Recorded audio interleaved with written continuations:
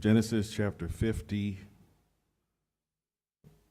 verse 20 says, "As for you, you meant evil against me,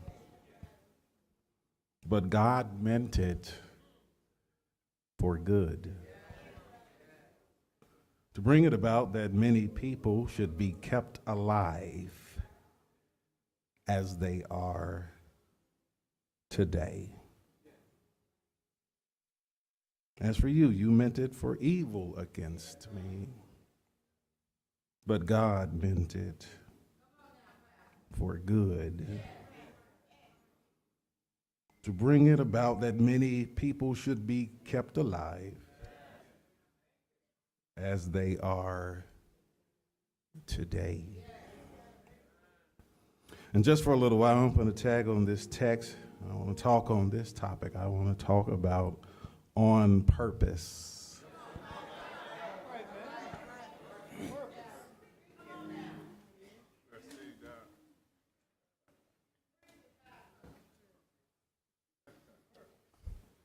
On purpose. What is your purpose? We're going to be asking ourselves that question throughout the rest of this service. What is your purpose?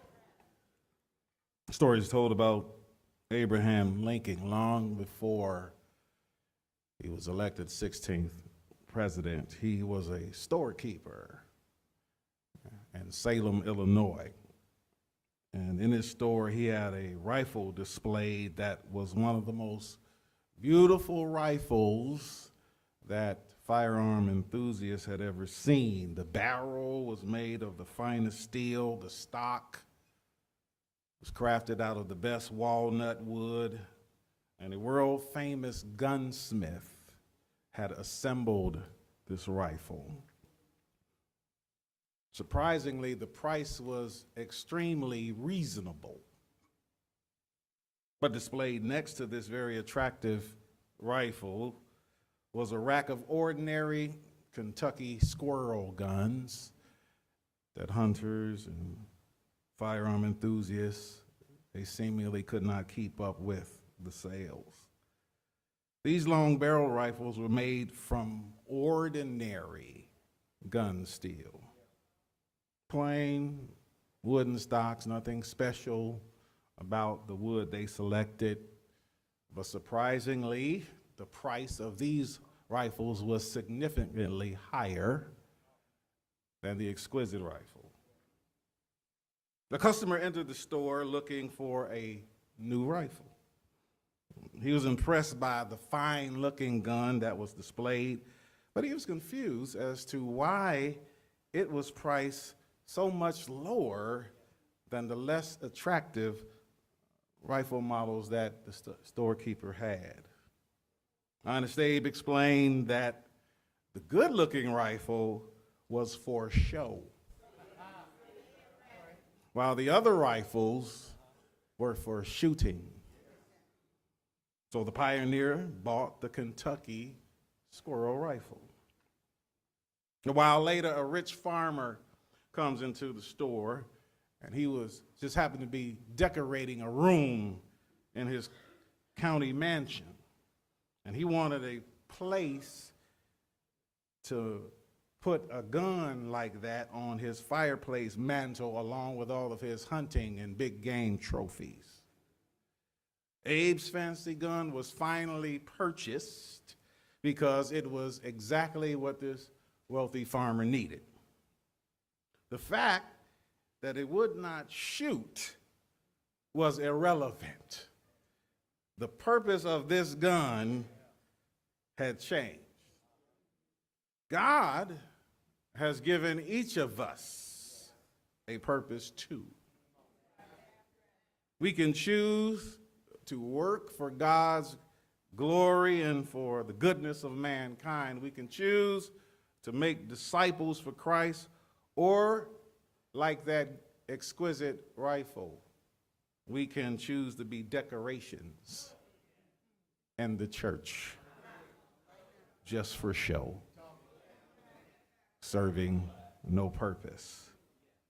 And that's why we are going to ask this question throughout this sermon. What is your purpose? What purpose are you serving in your relationship with Christ? Do you get more out of the relationship with God? Or does God get more out of the relationship with you? You've got to ask yourself, because that's what sanctification really means. When you're born again, you're regenerated, then you enter into a process called sanctification. And that means being set apart, set aside. Anything that is of value that's set apart or set aside, you intend to use it later, don't you? So the same thing is true about salvation. That is one of the inner workings of the process of sanctification. God saved you, and he sets you apart, sets you aside, so that he can use you later. What is your purpose? We ask this question because a man needs to have purpose in his life. Some time ago, I challenged a group of individuals on this very subject. Using myself as an example, I said, if somebody wakes me up 3 o'clock in the morning and asks me what my purpose is, I could clearly define it.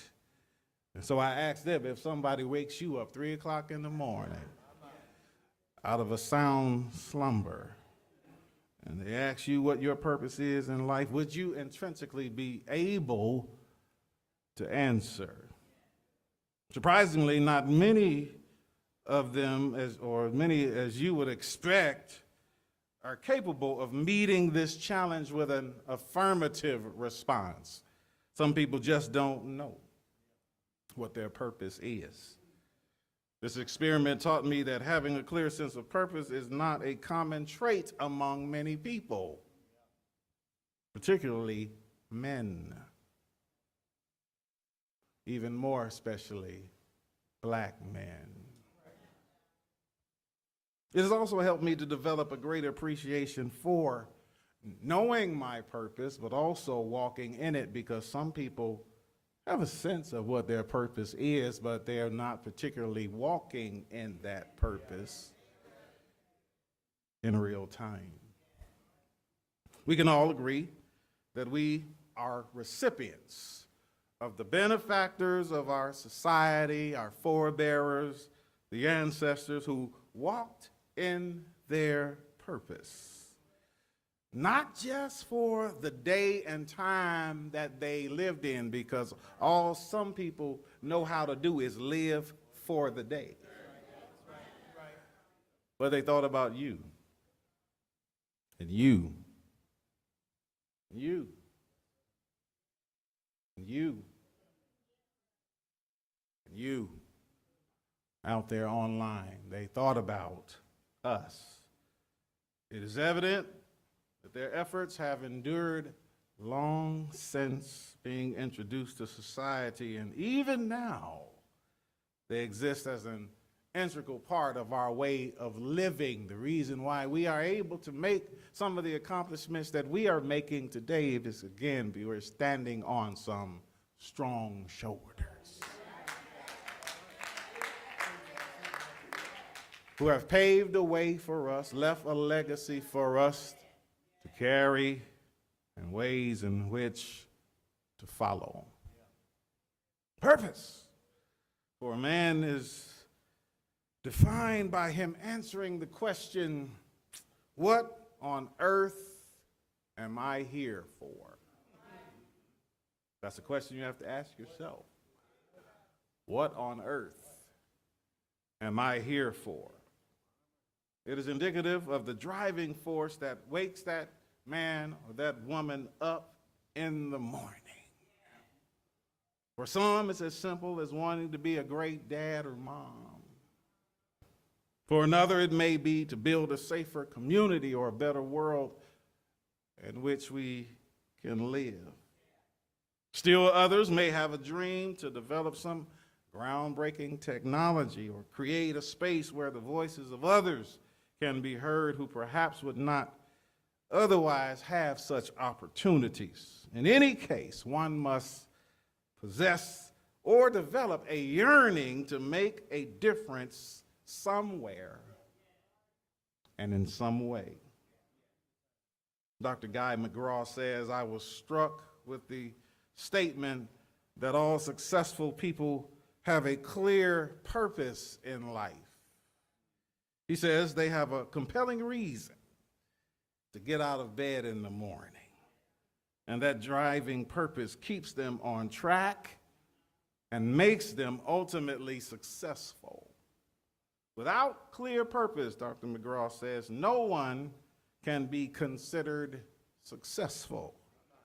No matter how much worldly fame he may achieve. Ask Mr. Combs that. Lack of purpose.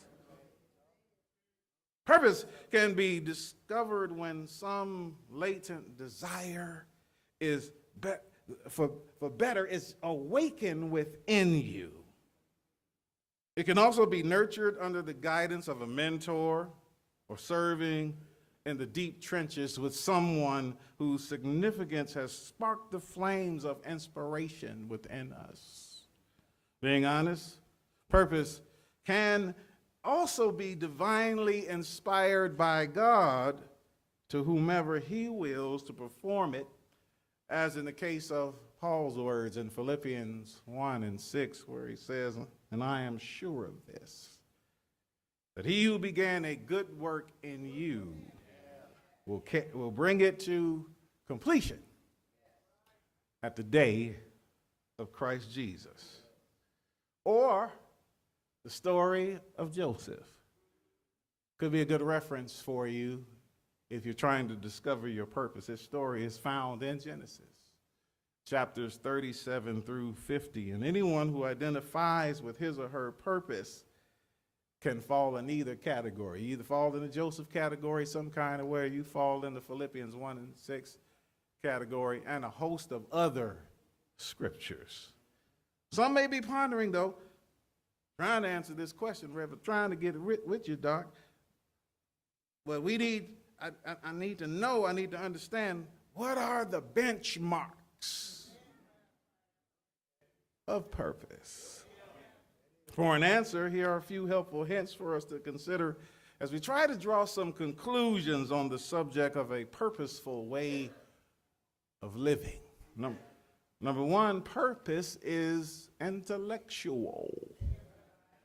Now, you don't have to have a PhD in psychology or a doctorate in theology to be considered intellectual. Intellectualism knows no bounds. And some of the smartest people that I knew never even went to college. But that does not withstand the fact that purpose is intellectual. For the most part, purpose-driven plans are well thought out. People with true purpose don't just fly haphazardly or by the seat of their pants. They strategically cover every base that's required, and they do whatever it takes to initiate the impact they're looking for and to sustain its fruition. They're thinking about their purpose. They're planning for their purpose. They're counting the beans for their purpose.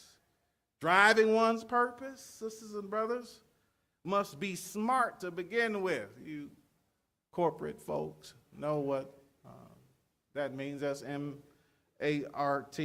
specific and design, measurable and success, achievable in scope and relevant in society, and timely in its execution. Purpose is intellectual, but also purpose is intentional. Purposeful living does not happen on accident. It is something that people intended to do. Intent is the foundation of purposeful service. They meant to do that. They meant to march. They meant to protest. They meant to sacrifice their lives. They meant to do it because they understood that purpose is intentional and it is not accomplished in a vacuum. Desired outcomes must always be considered in every phase of the process. If it's intentional, it's what's this going to look like? What's the after picture? What's the post? How it started? How it's going? Purpose-driven lives are intentional. Then purpose is intense.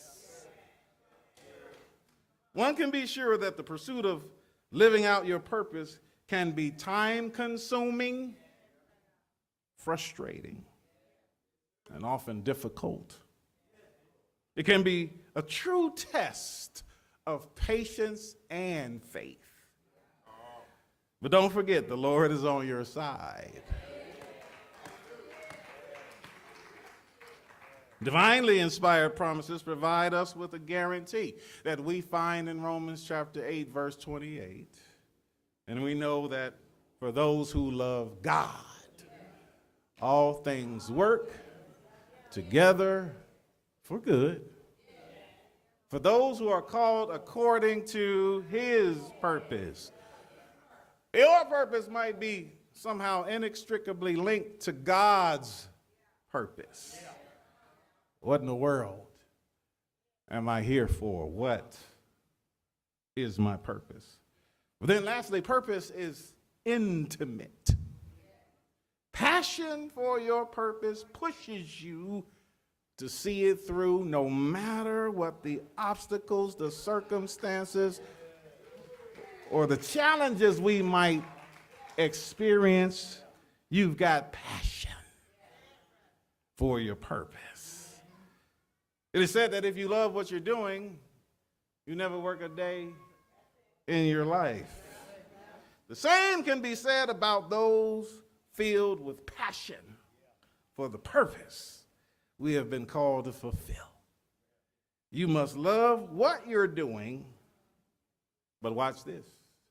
You must love who you're doing it for. There are a lot of people packed with purpose and potential. They love what they do, but they don't care too much for who they do it for. You're going to have a short-lived stretch of purpose with that attitude.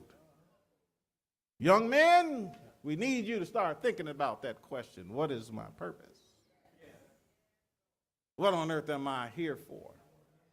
I say that because W.E.B. Du Bois once said it is better to build boys than to mend men. Can I say that again? It is better to build boys than to mend men. Build them up, train them up now in the way that they should go. That when they mature, when they get older, they won't have so much to figure out. Sow into them, nurture them, mentor them, come alongside them.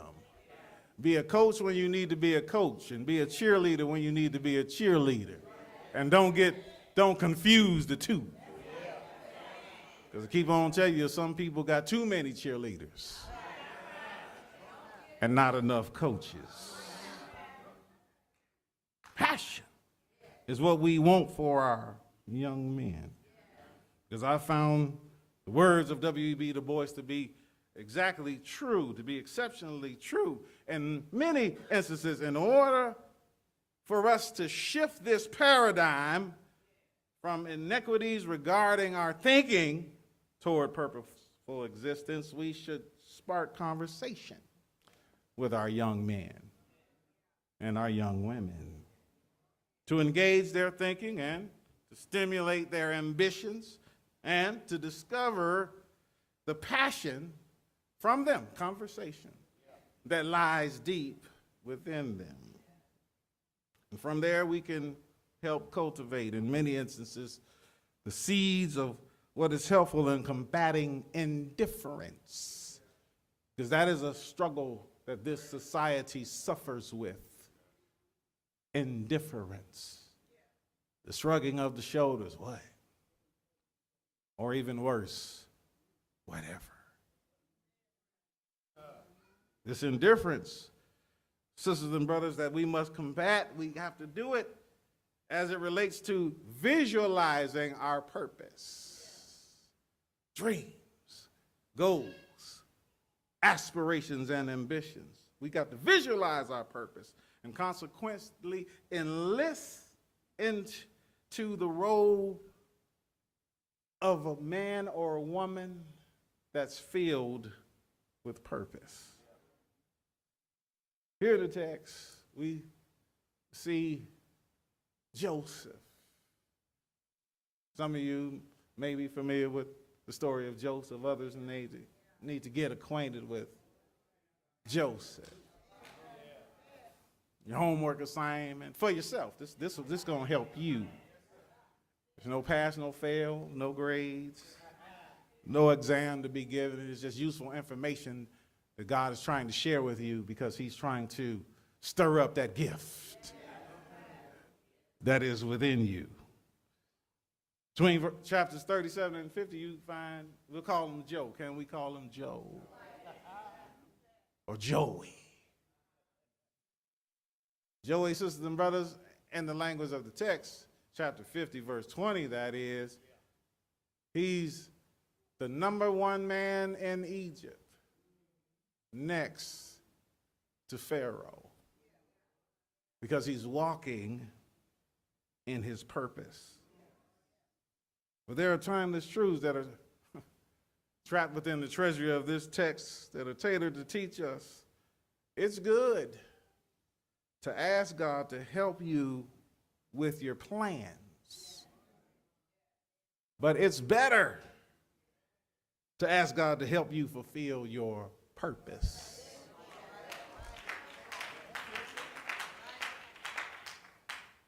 That ought to be a part of your prayer life every week. Don't have to be every day, but one of those 7 days, you ought to be asking God to help you to fulfill your purpose. So that there'll never be any confusion, at least within you. What am I here for? You'll know and you'll walk in your purpose for the goodness of others and for the glory of God. Here in the text, we see, first of all, this one verse takes us back down memory lane for Joseph, brings him to the present, and then even shows him the prospect. That's why he says, when he meets his brothers, I'll get you up to speed. Give you the Cliff Note version. I'll summarize it for you. Don't worry. He said, as for you, you meant evil against me. Number one, when you have purpose, God gives you grace for uncomfortable moments. When you have purpose, God gives you grace for uncomfortable moments. I told you Joey was that guy in verse number 20. But it wasn't always like that. See, you got a lot in common with Joey. Joey was a member of a dysfunctional family. There you go, I said it.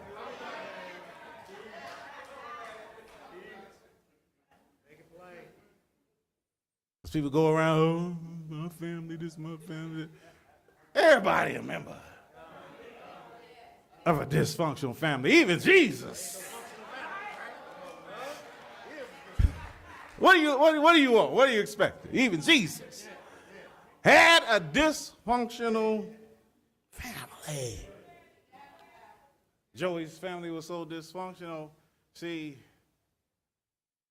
his father Jacob married 2 women. He wanted to marry a woman by the name of Rachel, but her father played the switcheroo on him. Gave him the older daughter, the firstborn, the comely daughter, the matronly daughter. But Jacob wanted the fine daughter.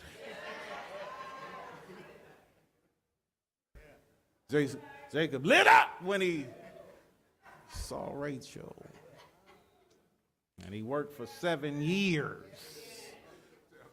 under Laban.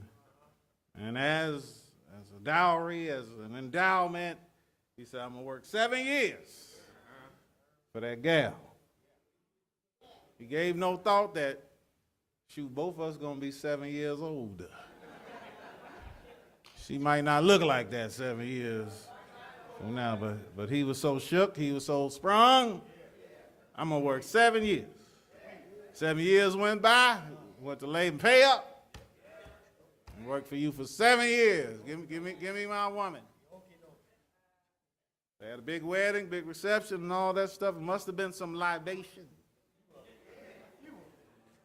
Because when he goes into his tent, his honeymoon suite to consummate the wedding, and he removes the veil.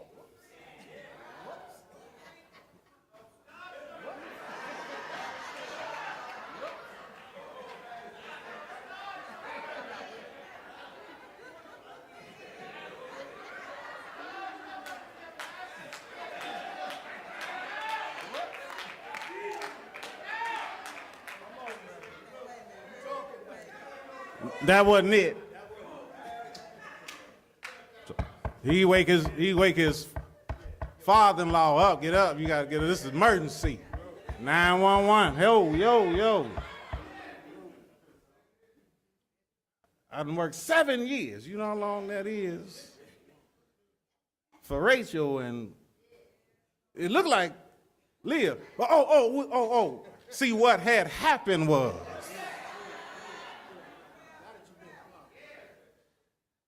we have a custom. I can't, I got to marry off my firstborn daughter. I can't have her out here a spinster, old maid. But I tell you what, work for me another 7 years, and I'll give you Rachel. Say in the Bible.